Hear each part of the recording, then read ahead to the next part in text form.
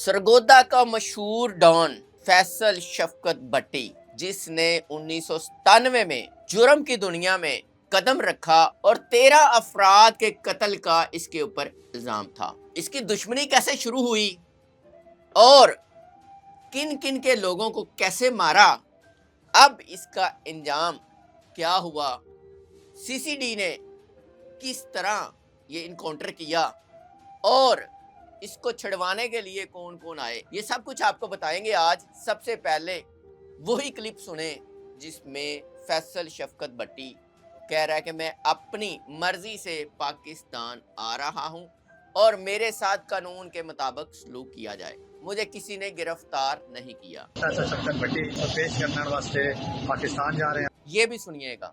ला इलाहा मोहम्मद रसूलुल्लाह इससे भी मैंने गिरफ्तार नहीं किया। ये भी सुने। ला इलाहा मोहम्मद रसूलुल्लाह इससे भी मैंने गिरफ्तार नहीं किया। अब ये भी सुने। साफ मेरा किया जावे, मेरा जाती ना होवे, जनाब दे कोल पेश होने वास्ते आ रहे हैं। ये है फैसल शफकत भट्टी, जिसका सीसीडी के साथ इनकाउंटर हुआ और मुकाबले में ये मारा गया।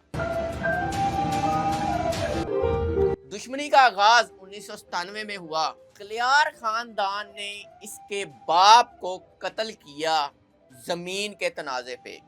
बदले में इसने कलियार खानदान के 7 अफराद को मारा। ये वो खबरें हैं जो सोशल मीडिया पे आपको भी नजर आएंगी।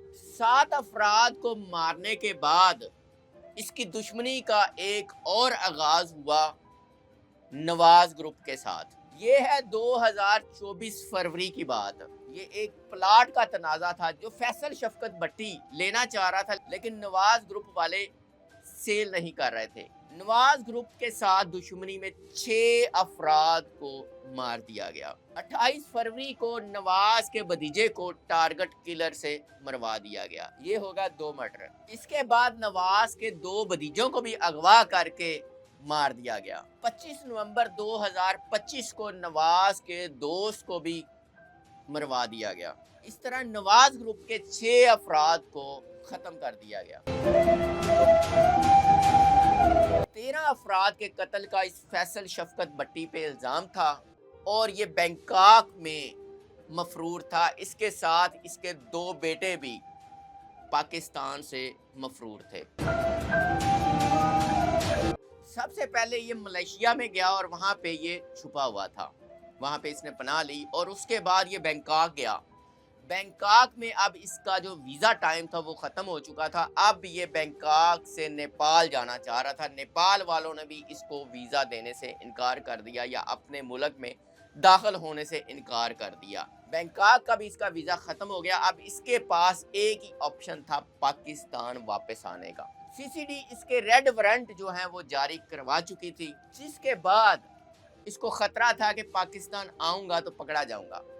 अब चूंकि कोई भी मुल्क दुनिया भर में इसको पनाह नहीं दे रहा था, वीज़ा नहीं दे रहा था, इसके पास फिर आखिरी ऑप्शन यही थी कि मैं अपने मुल्क में वापस चला जाऊं। अब ये पाकिस्तान वापस आने का फैसला करता है और एयरपोर्ट पे ये जो वीडियो आपने पहले मुलाहिजा फरमाई है वो रिकॉर्ड करवाता है कि मैं अब मुल्क में जा रहा हूँ अपने, वहां पे मैं गिरफ्तारी देना चाहता हूं और मेरे साथ कानून के मुताबिक सलूक किया जाए। वापस आने से पहले इसने अपने इलाका के बाअसर अफराद को मुखालफिन के पास भेजा कि सुलह कर लो, और गन पॉइंट पे ये सीसीडी का कहना है कि गन पॉइंट पे इसने अपने मुखालफिन को सुलह के लिए मजबूर किया और उनको कहा कि अगर आप सुलह नहीं करेंगे तो आपके बाकी लोगों को भी खत्म कर दिया जाएगा। 50 लाख रुपया बाअसर शख्सियात है, तो क्यों अपने खानदान के बाकी लोग भी मरवाते हो? और 50 लाख रुपया भी साथ भेजा। ये प्रोटोकॉल गाड़ियों के साथ ये लोग गए जो इनके बासर लोग थे।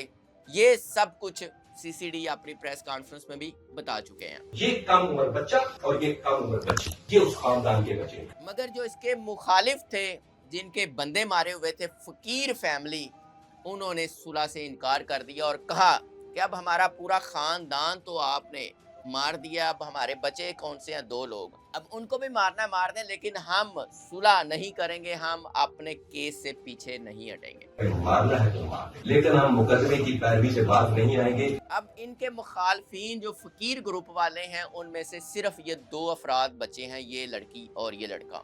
یہ ملاحظہ فرما لیں. انہوں نے صلح سے انکار کیا اور اپنا کیس لڑتے رہے. یہ کم عمر بچہ اور یہ کم عمر بچی، یہ اس خاندان کے بچے. سی سی ڈی افسران کے مطابق یہ قافلہ جو تھا یہ اس سے ایئرپورٹ سے سرگودا باحفاظت لے جانا چاہ رہا تھا تاکہ پولیس اس کو پکڑ نہ سکے، اور اس میں قافلے میں مسلح افراد بھی شامل تھے بھٹی کا پروٹوکول یہ تھا کہ سینکڑوں گاڑیاں مسلح لوگوں کی ادھر موجود، جنہوں نے پولیس پارٹی پہ فائرنگ کر دی. سرگودے تک مختلف جگہوں پہ کھڑے لگے ہوئے تھے. اس انکاؤنٹر کے بعد سی سی ڈی پنجاب کا یہ کہنا ہے کہ ہم غریب، مسکین اور فقیر لوگوں کے ساتھ ہیں اور سٹیٹ ان کا ذمہ اپنے پہ لیتی ہے، سٹیٹ ان کے ساتھ کھڑی ہوگی اور اس طرح ہی ہم ان کو انصاف دلانے کی کوشش کرتے رہیں گے. کوئی اور راستہ نہیں تھا کہ یہ پاکستان واپس آتا. 1997 میں جرم کی دنیا میں قدم رکھا اور اب 2026 29 سال اس نے کس طرح گزارے،